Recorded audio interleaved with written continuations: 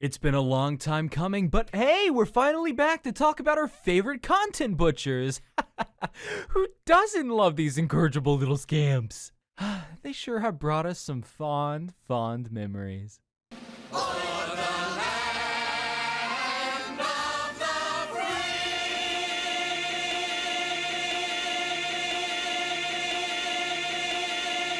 The last time we talked about a 4Kids production was with our Sonic X review back in 2018.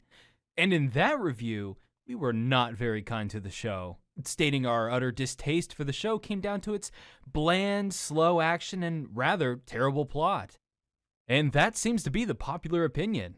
Now, it's commonly claimed that the show starts off rather bad with its first season, with season 2 of the show being far superior. So in our initial review, we said it's possible that we could review the show's second season. And, well, here we are. After a long delay, we are finally going to see what's in store for our blue buddy. But before we begin, though, we should probably do a little rundown on what's happened in season 1.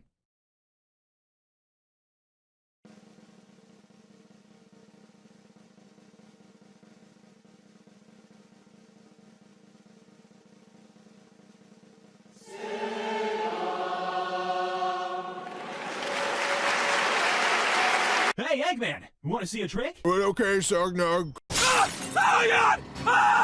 The freaking gun in my hand! So this is the real world. It's so peaceful, so beautiful, so... He's got a gun! He's on speed! He's blue! This day couldn't possibly get any worse. A few inches later.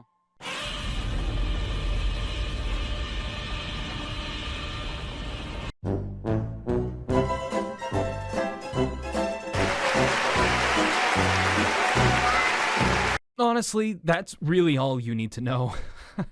Season 1 is about 80% filler, vaguely attaching itself to the events of Sonic Adventure 1. The only information you're missing is with the side characters, but even people who like the show couldn't care less about its original cast. So, let me say you are missing absolutely nothing by knowing who any of them are. In that regard, Season 2 is already a step above the first. It's a far closer adaptation of Sonic Adventure 2. With that said, what better way to judge Season 2's merit than to tackle the episode that introduces Edge personified? This is Sonic X. Shadow knows. Seriously? That was the best they could come up with? The episode begins nearly identical to Sonic Adventure 2's opening cutscene. We see Sonic escaping police custody after being wrongfully accused of a crime he didn't commit. And everyone knows what iconic Sonic moment is coming up.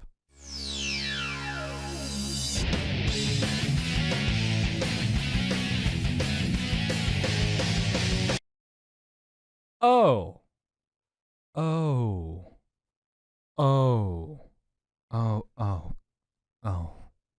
God. Yeah.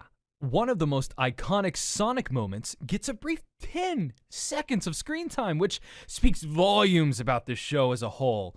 Just keep this in mind when we tackle the rest of the episode. Sonic makes a brief getaway before getting tracked down by Predator drones, who actually cause severe collateral damage for quite literally no reason at all. I mean, look, Sonic's running in a straight line, and they just can't hit him. This isn't about capturing a fugitive, this is just a straight up political hit piece.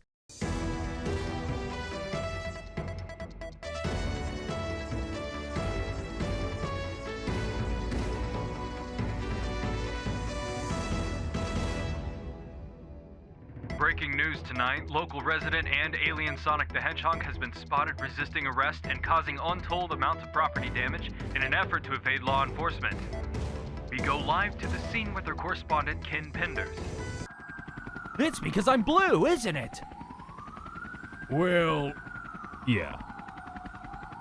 Sonic escapes into the sewers, hoping to lay low for a while. But he kind of forgot the government doesn't care about collateral damage, so they blow the city's entire sewer system to kingdom come, attempting to stop this blue psychopath. Meanwhile, during this time, a robbery takes place at a local art museum. A mysterious hedgehog breaks in to steal one of the Chaos Emeralds, And it's here that we can really drink in the plot of the episode. This episode retells the opening events of Sonic Adventure 2, and in that game, Sonic gets falsely accused of a crime he didn't commit. So we learn that he was being framed by a mysterious black hedgehog known as Shadow. In the game, this plot point was only a minor aspect of the story. It was purely set up as an introduction to the much grander plot element, so they kept it short and sweet, moving on to more important things fairly quickly. However, Sonic X decides to drag out this specific plot point.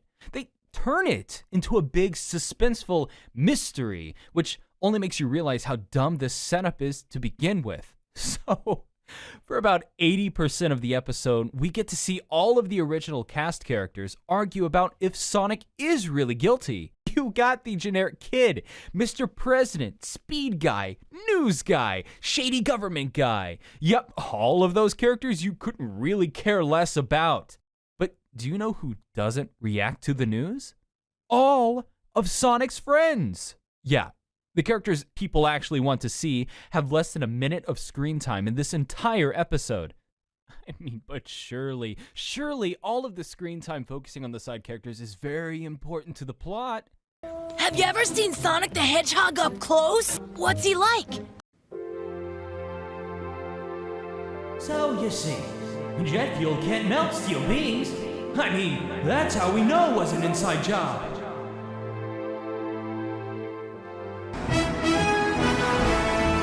And what about the flood? There was some damage, but from what I can gather, none of the citizens were harmed in any way. Ooh, what lovely I love not dying. It's my favorite part of living. All I'm saying is that if the government didn't spend billions of dollars on those Predator drones, no one cares, Marty! Now, as I was saying, personally, I didn't care for the redesign. You know, it's actually hilarious to see that the city has hobos living in the sewers. Just think of how much money is being spent on the Predator drones, or The Speed Team! that only makes one arrest a year. It just really highlights the bigger issues with Sonic X. Instead of focusing on adapting these Sonic Adventure storylines, the show spends a majority of its time focusing on its original plot elements. And you know, that wouldn't be so bad. If anything original it did was actually good.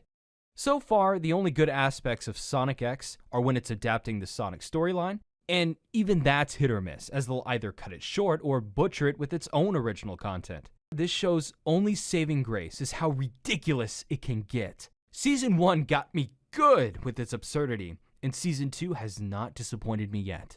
I've already covered several elements of Season 2's absurdity, but by far the best aspect is how serious they try to play the mystery. They seriously try making the shadow framing Sonic elements super suspenseful, even though we can clearly see that they look nothing alike at all. Sonic was just seen at the National Museum of Art attempting to steal the Chaos Emerald. It can't be. Was that Sonic? What are you, crazy or something? Sonic ain't no thief. I wouldn't make this up. As you can see, Eggman and the Hedgehog have broken into the system. It certainly looks like Sonic.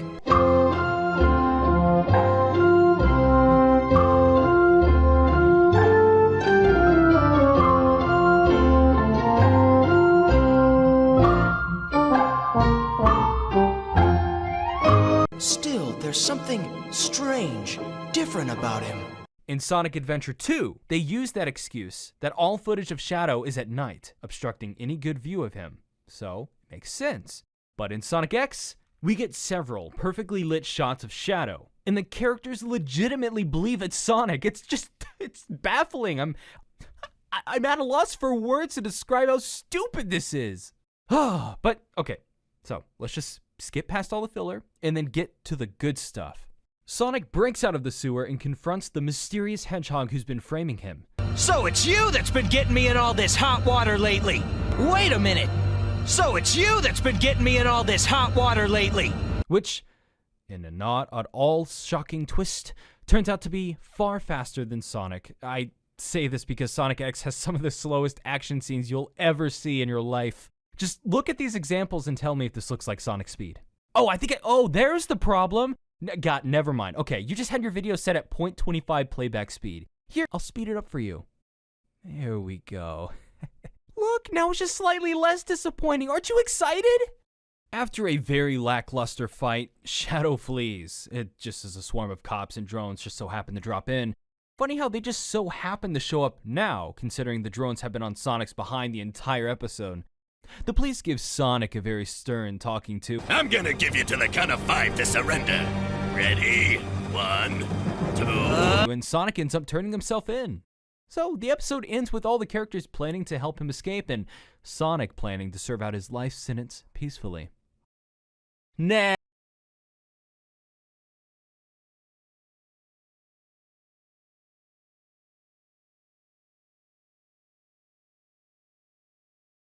That, my good friends, was Sonic X Shadow Knows. Many people say that this season is far, far better than the first, but honestly, I really have to disagree with you there. While yes, this season is much closer to the Sonic Adventure storyline, it fails in many other aspects. I mean, look, Season 2 still suffers from many of the first season's problems. The action is bad. The writing is bad. It has 4 kids written all over it. What made the first season fairly entertaining was its absurdity, which is sadly cut down a ton in the second season. They tried playing it more straightforward, which just doesn't work when every other aspect of the show is dull and uninteresting. In my initial review, I went easy on the show. Easy! I still have nostalgia for it, and it does have a certain charm to it that can make it entertaining to watch. But I never pretended that the show didn't have its faults. And this season's faults far overpower the fun that was in Season 1. I could easily recommend the first season, but unless it makes you a die-hard fan, I really couldn't recommend checking out the second season.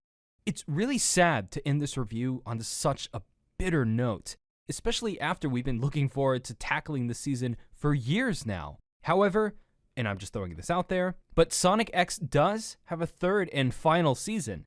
Given that it took 2 years for this review to come out, there's no promise of that getting covered anytime soon. But if this review does well enough, then we may give Sonic X one final chance by tackling a season that is unbelievably more absurd than both of these seasons combined.